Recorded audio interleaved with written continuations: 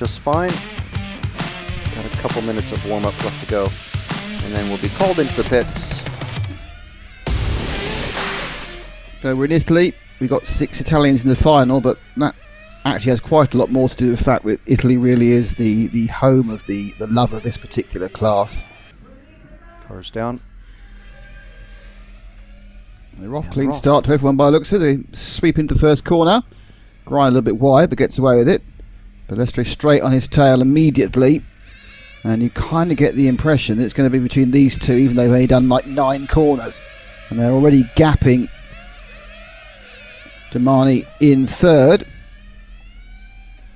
So Greiner, former world champion and current European champion, and Dario, who's been both not at the same time. So Balestre in yellow, Greiner in pink.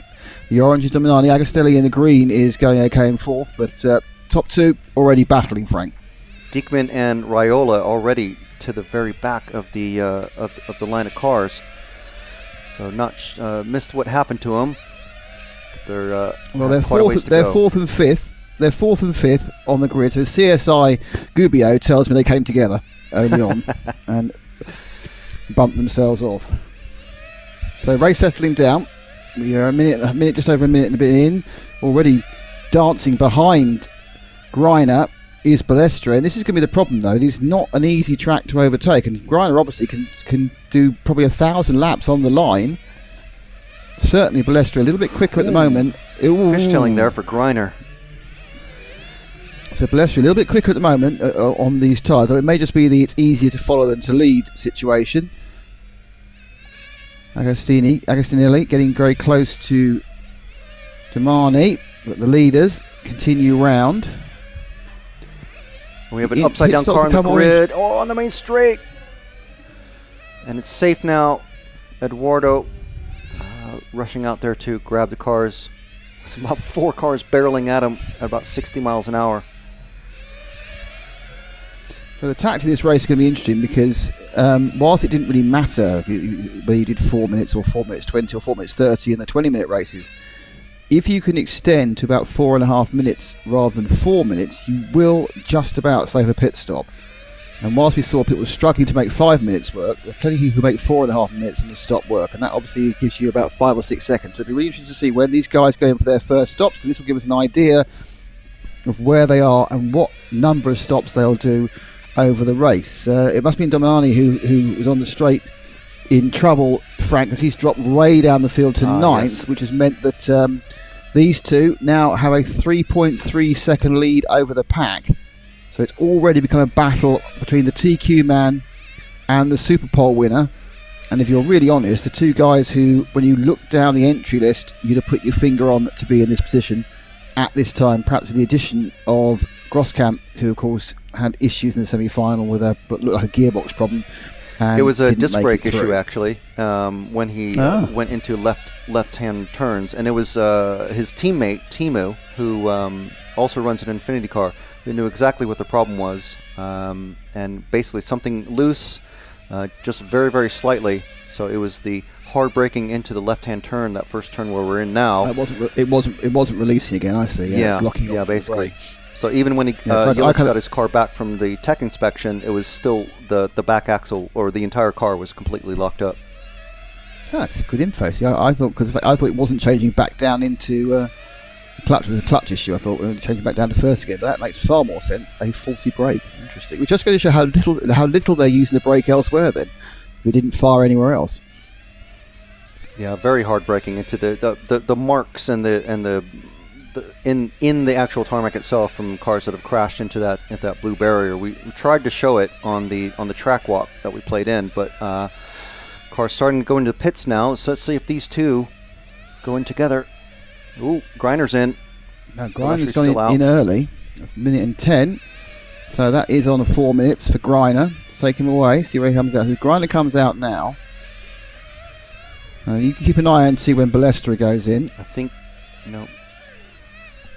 He's in now. So he's only getting a lap. I'm not really sure whether that's going to be enough. It's looked like a good stop, though, in fairness to his teammates. And he comes out again just behind. Now, it's interesting because Grinder certainly had just begun to ease away by half a hundredth or half a tenth, each lap. But that gain has been negated by a slightly, emphasise the word slightly, slicker stop for Balestri. Side by side, that's right, they cross again there. And they're doing that at 65 miles an hour, that kind of weaving. It's not deliberate weaving, it's how you move from where you are on the straight, where the middle appears to be the fastest route, and just go slightly out to the right before you sweep round to the left at the first corner. Another anti-clockwise circuit. Seem to be seeing a lot of anti-clockwise circuits at the moment in all the classes we're doing. Yeah, certainly the last couple of tracks that we've been at have been anti-clockwise. I knew someone who used to race who, if he found out the track was anti-clockwise, would go home. He would not race anti-clockwise tracks. That's a bit of a throwing your toys out the pram sort of thing. Well, that's it. But it's just like when you go to club meetings and you were going to the old-fashioned days of off-road where you just set up the track on the morning. If you found out he just wouldn't even bother registry, just go home. Now, anyone who's watched the hour-long replay that we played in during the lunch break will recognize that Dominic Greiner, he can really withstand some pressure, especially around this circuit. He had Alessio Mazzeo behind him for a very long time and still came home first to win the Worlds here in 2016. So I don't think he's going to be too ruffled by Balestri just hovering under his rear wing.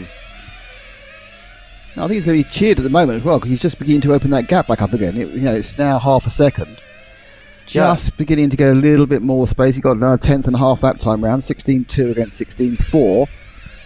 So and no mistakes that I've noticed from Balestri either. No, that's not really surprising. Balestri has, I think, he's also a bit of a all or nothing racer. He either wins the thing or he doesn't finish. We've seen him break down from great positions on a number of occasions, often very early in the race. Like 2 or 3 laps in, or 10 laps in, something goes wrong with Balestri. He is incredibly quick. Now. I'm not sure where that took Greiner's eye off, but suddenly that gain he made has been completely lost. It was 2 tenths the other way that time. So Greiner, it is interesting because you don't think it, but when you see traffic in front of you, it can just take your concentration, and you then start pacing yourself to where you think you're going to be. You think, where am I overtaken? You just start thinking about all the possibilities of what could happen if something, goes slightly wrong with a back marker. So and you actually just drop off starting to call basically verbal blue flags for the drivers as they're coming through. There's Carmine Raiola first, and then Francesco Tironi is next. In that seafoam green car. And just ahead of him is the car 0 of Hidalgo.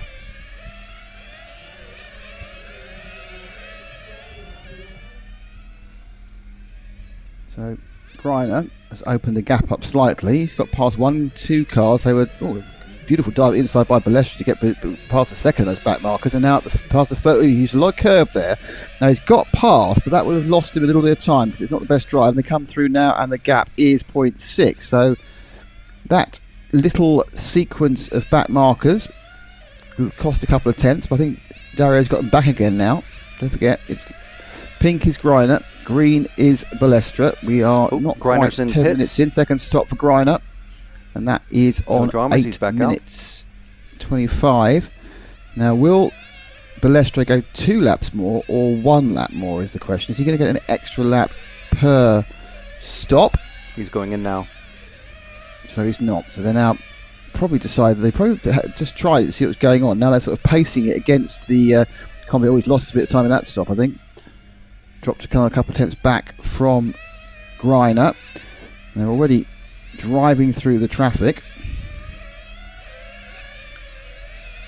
So just wait for the stagger of the pit stops one way. Balestri now second behind. That's the biggest the gap's been. Agostinelli in third is 4 seconds further back. And then Holthus, just waiting for him to complete his 30-second lap. I think he's 9-10 seconds back as well. So Agostinelli actually has got a little bit closer to these two, but not in any great notice. The lead stays at a second. As you see, Greiner there. That was lucky. There was some good reactions there because the orange car had just stopped online. and Griner was able to adjust himself in time. There wasn't enough space either side, but the place he wanted to be was where the car was stopped. But he managed to just come in the inside. Didn't lose too much time doing it either. So that's the sort of reactions you have when you're European and World Champion. And that's and Filippo, the lead goes out to 1.1. Sorry, that was Filippo, who started in third, so he's now a lap down. Next car up would be Diekman and then Holthius. Yeah, I mean, the whole field actually wasn't 5 seconds behind, it was 12 seconds behind. So basically these two are doing a bit of a masterclass here, because they will have lapped the field probably within 15 minutes. Helped a bit by third fastest, which is Filippo Domani, having a few little issues. But Griner now out by 1.1 second and 2 cars between them. That is an extra bit of an advantage. He comes on stream, but whether this isn't over by any means, because of course the cars are going to change a lot during the run. They're going to end up running on much smaller tyres towards the halfway point. Then there's a tyre change, so you need to stay in it to win it, and that's what Ballestri's doing as the referee calls the back markers out of the way. Oof, that was very close there. It's quite some of these back markers, but managed to gain back about 0.3 of a second over. So I'm not quite sure how that happened. So he actually went past 2 cars and went a bit quicker. Lead 0.75 of a second now. They're swapping fastest speeds going down the straight. That time, Griner was about 3 kilometers an hour faster than Ballestri. But it does swap around a little bit. So Ballestri on the infield. What chassis is Griner with now? Griner is running a Capricorn. He's on the Capricorn now. Okay, so he's on the Capricorn. His new engine supplier is the One brand. Ballestri running Max Power engine in his Infinity car. Yeah, the Infinity chassis. We've had a lot of the top drivers here, but they're 2 of their major runners, Lino and Groskamp, both hit issues during the semi. So really, the Infinity brand's hopes are resting on the very broad shoulders of Dario Ballestri. He's not the tallest man in the world, but he's quite wide. He's muscular, isn't he? He's not as stacked as he used to be, but he is still, oh, right. So because last time I saw him was pre-COVID, he certainly had seen the inside of a gym on many occasions. Yes. Are you accusing him of letting yourself go now, Frank? Is that what you're saying? I am not saying that whatsoever. I'm just saying, maybe he hasn't bulked up in the belly. He's just, maybe concentrating on other things other than the free weights. Weight training. Yeah. But there are 4 Infinity racers in this group, which is the highest, the most of anybody. There's 1 Serpent in running Hidalgo, and 3 X-Ray racers and 2 Capricorns. Pit stop for Griner. Yep, that's the third stop after 12 minutes and 35 seconds. So he will now go around either 1 or 2 more laps before Ballestri comes in. We get Ballestri's in right now. Battle to see. A little bit of a fumble there from his pit man. That's the problem. No, they've gone tyres already. Tire change already. 13 minutes in. Wow. That's 4 tires. 4 tires. That would mean they're on a 2 tyre stop. That means they're going to change twice. And the car stayed running. Because it wouldn't make a lot of sense to change now and then not change for half an hour. Because there wasn't a problem with the car. It wasn't like he chunked a foam tyre or anything. He needed to change. But they looked like they were going for a 2-stop strategy, which, given the fact that stop, I'm just waiting to see when Ballestri comes through, was a 41 seconds. That stop cost them 25 seconds. Well, if they're going to stop once more than Griner, then they've got absolutely no chance of winning this race. Now, Griner I thought it was quite interesting. He was the very first one to be out there practicing and making it very clear, you can't hide that you're practicing 4 tire changes. And then a couple of the other drivers came out and started practicing, and they kept practicing. They basically practiced the longest. So maybe a little bit of head games there from everybody to say we are definitely going to be changing tires.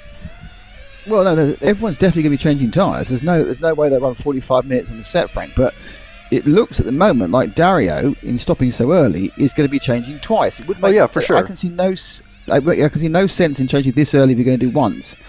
If Griner's only going to be changing once, that's sort of 20 seconds free lead. Now, whether that's on the edge and the car is going to get really unpleasant towards the 22.5 minute mark, it's only 2.5 minutes longer than the semis, so it's not like they've got to run. We didn't see anyone having tyre problems in that race, did we? So this is really strange.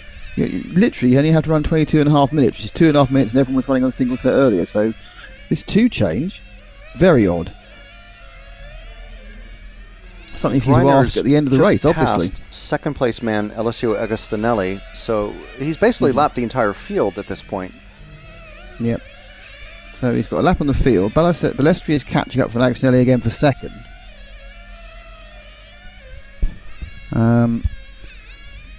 But yeah, so that's certainly something I wasn't expecting to see. And it does put Greiner in the pound seats. The next stop should be after about 16 and a bit minutes, so it's coming up soon. They're just about to cross 16 minutes and half a minute. So Greiner's probably going to do 3 or 4 more laps. And this stop will also be, approximately. I'm going to stop twice. If you stop with 28 to go, it's like you've done 17. You're going to do 2 14s. So whether that's the decision, and he will come in and do a full stop, including tyres, because this is actually a bit nearer the third mark than Balestri's was. But there are tactics you can have. You can have a middle set of tyres that's designed to run long. There's all sorts of tactics you can do with the foam tyres. So we are now in the region of when you would start thinking of doing your 4th stop. So is Greiner going to come in this lap or the next lap? And it's not this lap, so it may well be the next lap.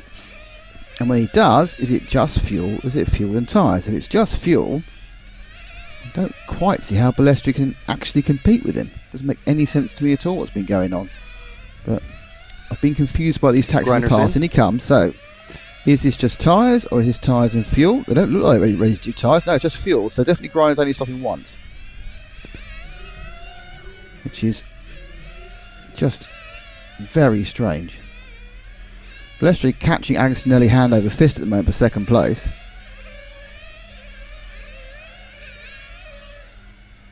In fact, Balestri's just ahead of Greiner.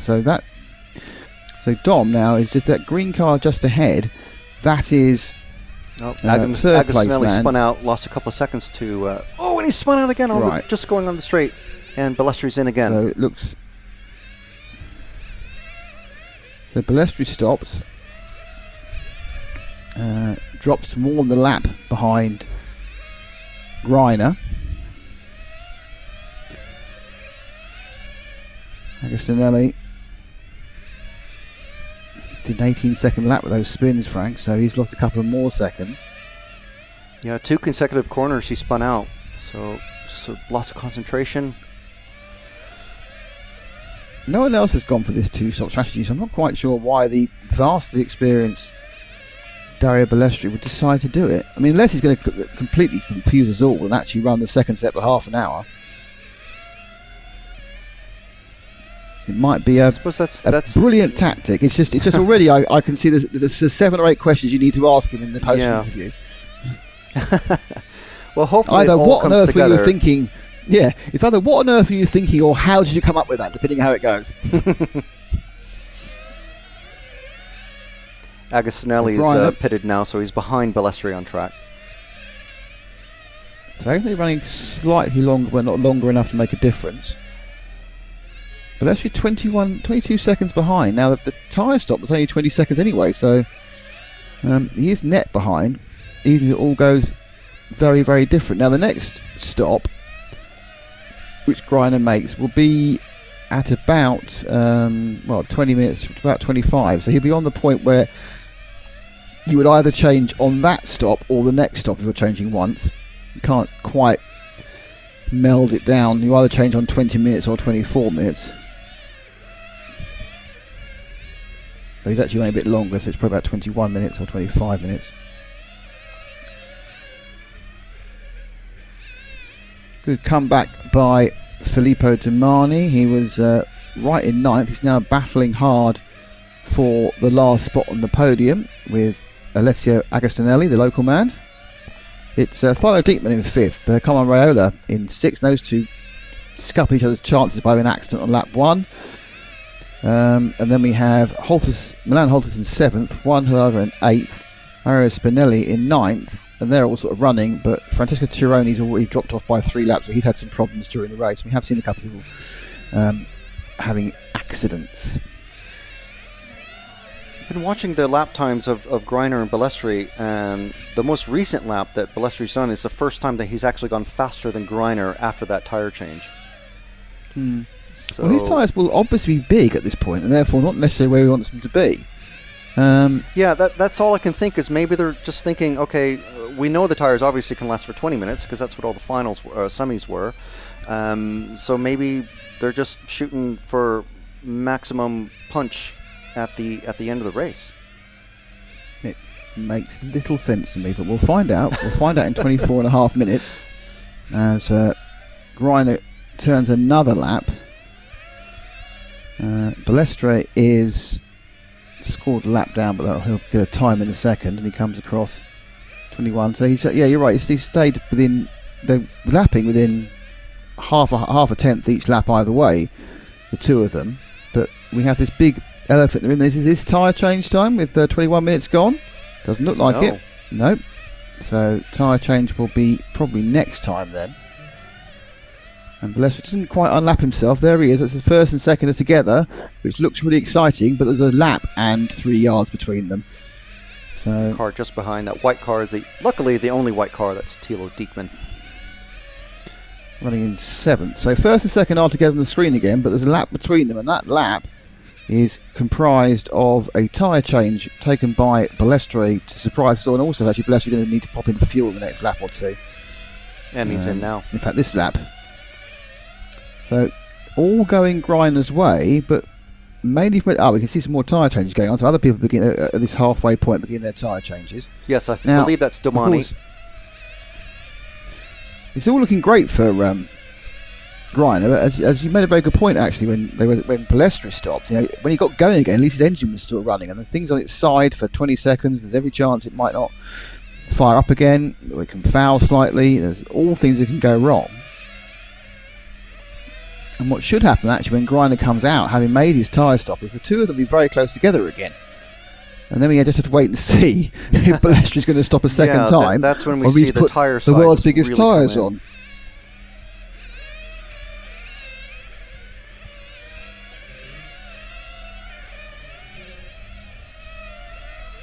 So, Greiner. And we are exactly halfway, Frank. So it's 22 and a half down, 22 and a half to go. And Greiner's sitting there with a lap lead, which I'm sure he's beyond happy with. And probably equally as confused to us as why Balestre's not stuck with him. Last time out, the last European Championship Greiner won, which was obviously in 2019. I think he won by 2 laps in the end in Germany. Was never touched. So certainly, whilst we know why he's a lap ahead, if it continues this way, he could begin another final victory. He's taking it easy. Raiola in 3rd. Just doing 100 kilometers an hour. Yeah, it's actually the speed down the straight is all about the drive off that corner, isn't it? You sometimes they get a little bit squirrely and have to slightly back out of it, and that'll cost them 5, 6, 7 kilometres at the end. It's about the drive that the cars get from here, and most importantly there, through that apex. So what's he done that time? Well, he did 200 kilometre runs, and then followed by 109 kilometres, so... Yeah, that one. Look, see, it's all about the drive out. I mean, I'm sure there's an error in that speed gun of plus or minus 1 or 2, but gives you an idea. See, he's gone wide that time, so that's probably not going to be as good because he just had to ease it back off again. Yeah, it was a 103. So, coming up to 24 minutes gone, so stop number 5, and this should be the tyre stop when it happens for Greiner. Pretty handy for Greiner at the moment. He's completely on his own out in the middle of... There's no one around him. Yeah, he's got it working for him, and Balestre, who's got a very good team around him, needs to work out where his tactics are. As I said, there is a tyre change in hand, we think, But Greiner is a couple of tenths a lap faster as well, which is more of a concern for Balestri. He's dropped 2 seconds on Greiner in the last 7 or 8 laps.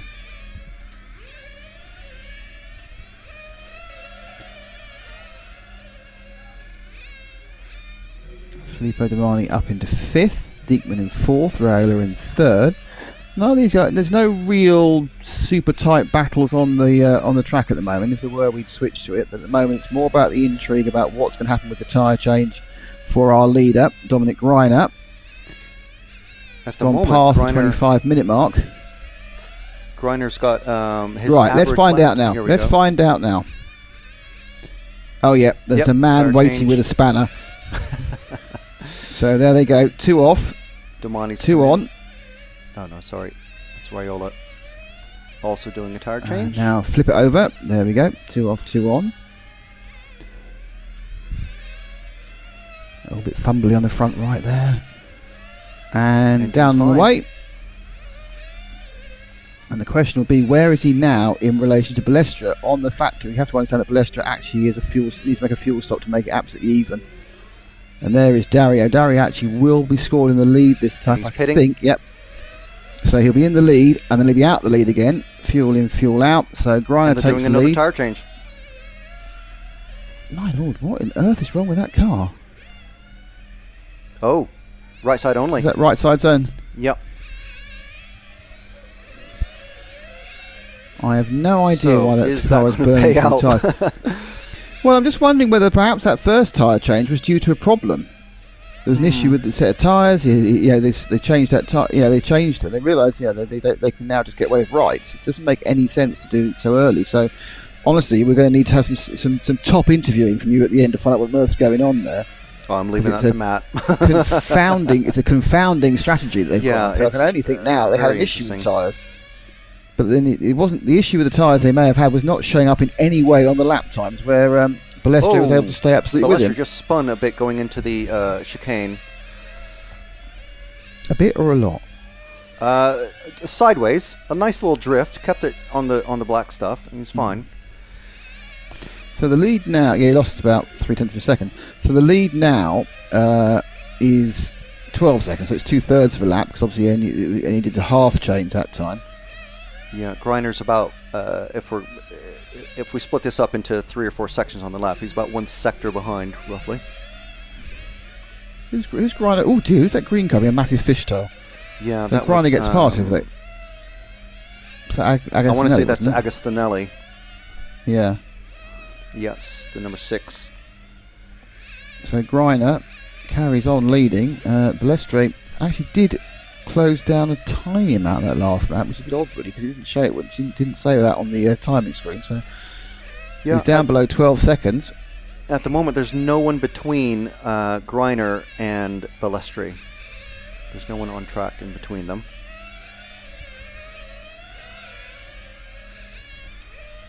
But Balestri's going to be coming up on, I believe it's the 0 car, I think, of Hidalgo. In a few laps I think we can let these two breathe for a bit because I think there's a battle for 3rd place beginning to turn up between Thilo Diekman and Filippo Domani. So we can find Diekman the 5 as he won the white cars. The white car just going into the infield chute around the going around the hairpin now. Domani in the right. So Diekman's in 3rd. He's losing about 1/10 of a second a lap to the young Italian Filippo Domani, of course, who was running in 3rd at the beginning of this race, but made a mistake on the straight and dropped all the way down to 9th. But he's now trying to catch up. Diekman. Domani is 2 cars behind Diekman. There's 2 orange cars. Doing about Domani's the second. Yeah, he's doing about 2/10 a lap. He's doing it in actually. So if he keeps this up, then he will be with him in 10 laps. We're a bit quicker now because Diekman is Philo's fuel's stopping. It was a problem for the 0 for Hidalgo. There was a kind of a very lazy re-plug-in of the glow plug. So Thilo looking to try and that's the Diekman, the German, trying to get himself onto the podium. But he's currently scored 4th, and we're waiting to see when Damani goes in on the battle here. It's currently scored 5.2 seconds behind, but as we know, the fuel stop's about 7 and a bit. So Grinder's lead, as you can see in the top right hand corner, is staying consistent at about between 12.12 and 12.5 seconds. No evidence that whatever Dario did has worked tyre wise, but perhaps it will massively unwind and we'll be really surprised in the last couple of minutes. So we're exactly 1/3 of the race is remaining.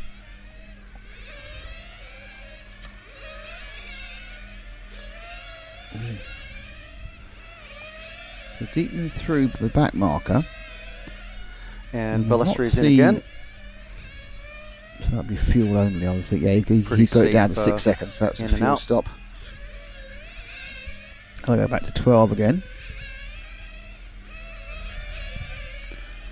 In fact, Damani maybe actually using the advantage. I mean, we've seen some of those X-ray cars and X-ray engines last a little bit longer, and it could be that's what Filippo's doing. He's Filippo actually running. We found out during the break that he's actually running a max power engine. Agostinelli is the only one running an FX in the green car. Well, interestingly, he seems to be running longer, because we saw Thilo going for fuel a long time ago. Actually, no, I think that happened. No, they are now together again, because he's actually Damani's got past him during that pit stop, but Damani did stop last time round. So this is now a lead of 3 seconds for Damani, which is a big change round since they came in for fuel. But that's just Deepman had a couple of bad laps, that's why. He did 18.5 there. So it's Deepman's driving issues, inverted commas, that caused the problem. And he carries on going. So right, so Grinder now leads by 11.5. So in the last, how long would it be? 2 or 3 minutes, he's lost a second. Oh, he's gained it back again now. So weird, he lost a second, he gained 0.7 in 2 laps. Dario had a slow lap, about 0.6 of a second slower than normal.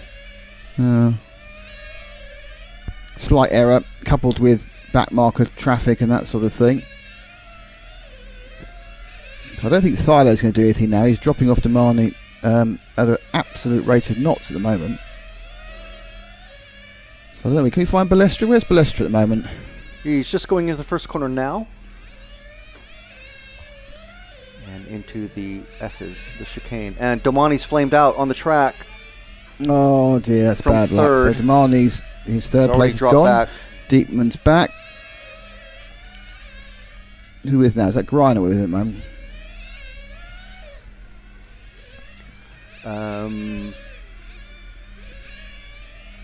No, we're on the wrong orange. Just drop back one more. If you drop back one more, drop back one more car to Ballestri, the bright yellow. That's Ballestri now. So again, it's this lead is just staying solid now at 12.5 seconds for Dom Griner. He's got 12 minutes, and I'm not really sure what Ballestri's going to do about this. He seems to be needs to know why he made that first tyre stop. Just makes no sense, but there'll probably be a fantastically well sorted out reason for it when we actually get to talk to him later. His lap times aren't anywhere close to even matching Griner's times. No, he's all right. He's flamed again. Yes. No, Griner and Ballestri really are doing very. Griner and Ballestri are doing very similar times. It's that lead has been between 12 and 12.5 seconds for the last 4 or 5 minutes. It was 400 of a second in Ballestri's favour last time round, so they are really, really close. But you can't expect to compete if you spend an extra 10-15 seconds in the pit lane. It's the old adage of endurance racing. These long finals in Nitro racing are endurance races, and Griner's in for just fuel. Just about always you will win an endurance race by spending the least amount of time in the pits. So Ballestri will close the gap for 1 lap as he's going in a little bit later than Griner.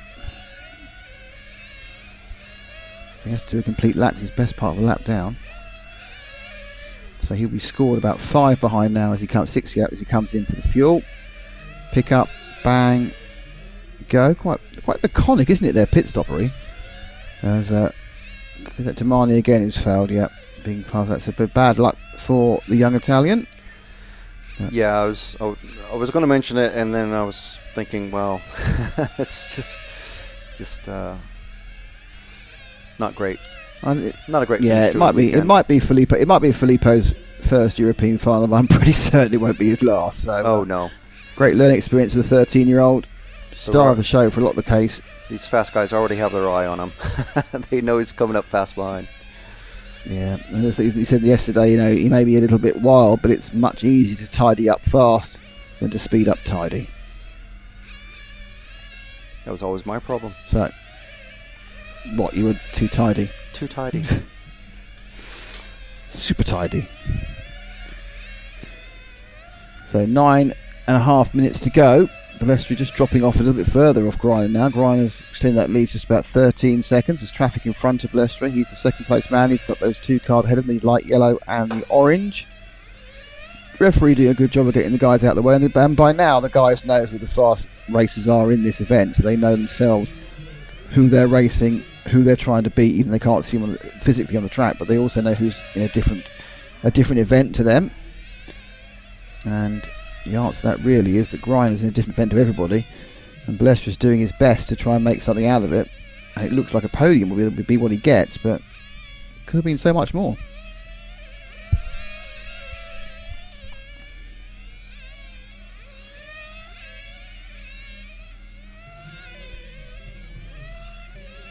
So 8 minutes to go. Should be 2 stops for everybody.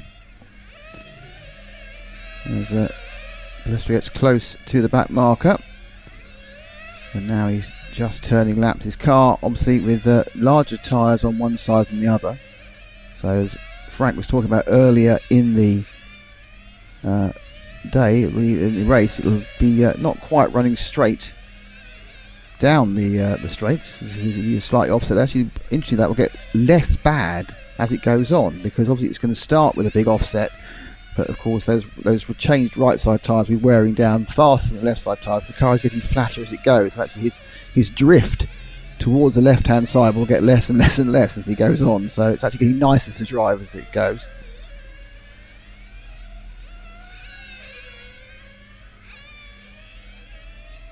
Diekman's still in third. Scored 2 laps back now. I'm sure Diekman's missing actually. Is that just a fuel stop for Diekman? Yeah, I know. He's just gone into the first corner. He's directly behind Greiner. He's the only white car. Yeah, he stopped it. Yeah, he stopped ahead. It was a fuel stop, Frank. So he has made his penultimate stop. Okay. And he is 12.5 seconds ahead of Carmine Riola, who is 21 seconds ahead of Mario Spinelli. So there is nothing on the track that is nose to tail, as in comes Dario for his penultimate stop. And Greiner. So Greiner's actually got an extra lap. So Greiner's now gone back on exactly the same lap as Balestra. They're going to have to stop another time. They all will have one more stop. I don't think anyone's stretched out a saving stop. The only person who might have done it was Filippo Domani, but his other engine issues and issues of woes have prevented that from happening, so he will not reap the benefit of the longer runs he was doing. So come round now, and the lead is just under 12 seconds again. So the Greiner Balestri lead just isn't changing from 12 seconds. So these guys are of the same pace, and you don't know whether Greiner's pushing to the absolute limit. In fact, you don't even know if Balestri, if they could both now be running to a level. I mean, Balestri knows he's not going to make 12 seconds up, so does Greiner, so they're both sitting there waiting for the other to make a mistake. Just turning laps here in Gubbio. Don't forget, we'll be back in Gubbio in about 6 weeks' time for the 1/10th Electric World Championships, live and exclusively on RC Racing TV. The week before, we have the big one, the 1/8th Off-Road Worlds from Redovan in Spain. That's from the 6th to the 10th of September. That's live and exclusive on RC Racing TV as well. Coming up In 2 weeks' time, we have the final EFRA Euros of the EFRA A Euros of the 2022 season. That's the 1/8 IC Track Euros from Altet, which is near Valencia. Always a great circuit, always a great event. And that is in 2 weeks' time. And next weekend, it is RCGP UK. Free to wear on Friday with the RCGP Rush, and incredibly cheap to pay-per-view. It's half price. It's just $7.49, which is about €7, about £6.5 for 2 days of top-level racing, where we have the reigning world champion and the reigning European champion going head-to-toe with Mr. 50-50 himself, Juan Carlos Canas. So if you like your racing, you need to be on RC Racing TV for World Championships, for European Championships and RCGP over the next few weeks. Excellent reminders, Nick. While you were talking, I've been watching the last few laps of Dario. He's made up almost a second on Greiner. Yep. With about I think 18 laps to go. Is that right? Yeah, it's about 2/10. I think this is a little bit. Last time round it was 900. I think it's a little bit within Greiner now. Really doesn't have to push, so he's probably taken himself back a couple of tenths and into his comfort zone. But no, we're building the drama here for the final push. Well, I'm happy for you to build the drama. You can be the drama queen, and I'll be the realist. There's many a Swift Twix cup and lip, obviously, but the gap is 10.7 seconds. Balestri is, absolutely, he's 2.5 seconds nearer than he was, but he would need a little bit more than 3 minutes and 50 seconds for that to be reached. But very true. It is closer.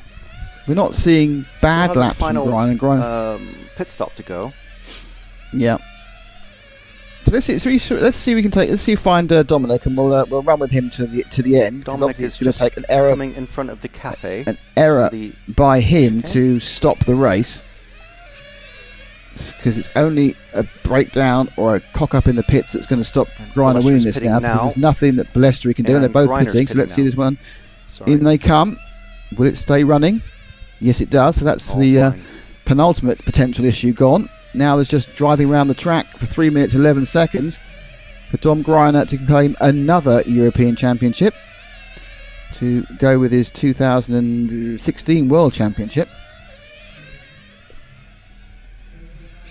I actually don't know who won the 2018 World Championship. I should do. Lima. Maybe Dario. Oh, no, not the World Championship. He won the European Championship in 18. He won the World Championship in 2018. Sorry, 18... That was World Champion. I did write this down. Your favorite driver, Naoto Matsukura. Oh, I love Naoto, yeah. Probably have to let that one go. Probably have to let that one go now after 2 years not seeing anybody. So the gap now 10.6 from Greiner to Balestri. Sorry, I think time is getting a bit too short now. 2:17. Greiner leading by 10.5. Balestri's made a fight of this, but it all ended in 13 minutes with that tyre change. It's maybe we want to have like live interview and just ask them what's going on. But yeah, it is. I'm sure there's a very good reason. Yeah, I mean it's one of those very you good can reason for overthink yourself or trick yourself into doing a bit too much that takes up all the time on the track. But it is first corner is very, very rough in places. I mean, there may well be a simple explanation that it was a bad set. It didn't feel right. It was X, Y, and Z. But no one else has seen the need to do that, or even been close to doing it. I mean, in the end of the day, everyone did a full tyre stop. He did a full tyre stop and a half tyre stop. Half tyre stop takes about 10 seconds, and he's 11 seconds behind. So, you don't need to work out. And obviously, if you're sitting on the tail of Greiner, it's a very different race to when you're racing 2/3 of a lap apart. But let's not take anything away from Dominic Greiner, because we've been watching him for the vast majority of the race, and I've not seen him make a mistake. Have you, Frank? Not at all. Not at all. And so it's been an absolute copybook. It's been a copybook performance by Greiner. He's done what he needed to do. He's led every single lap apart from the occasional stagger on the pit stops going a bit earlier. He's had a flawless fuel stop, flawless tyre changes, and he's managed to navigate his way around the traffic. And there's quite a few cars which are being lapped quite regularly. and that is not the World Cup moment. The German again now retains his European Championship and therefore is a European Championship champion for 4 years in a row. Indeed. And with less than 30 seconds to go, I think it's going to be this lap and one more. Yeah, I think you're right. So take the last lap. Yeah, so last lap in for Greiner. A comparable performance. If you look under the in the dictionary under "That's the way to do it," so it's been phraseology dictionary, you'll see a picture of Dominic Greiner and the 2022 EFRA 1/10 IC Track Euros. A fantastic performance from the German, taking it home for Capricorn, taking it home for One Power, and taking it home for Germany. Greiner is your European champion. Well, again, congratulations, Dominic. Balestre, great performance, let down by weird tactics, or perhaps weird tactics were forced upon him. And I think no one's going to be upset to see Thilo Diekman make up the bottom step of the podium. Frank? No, and here they come across in formation, actually, the Germans. So an excellent result for Germany there. And a round of applause for everybody in that race, especially drivers like Milan Holtius, who achieved their first final result. So excellent there. Yep. So Greiner, Balestre, and Diekman taking up our podium positions, and we await to hear from Matt, and I'll swap over to him when he has got any of the top three, really, or anyone else that he can grab. Dominic, the emotion is clear. How was that race for you? Yeah, it was long and hard.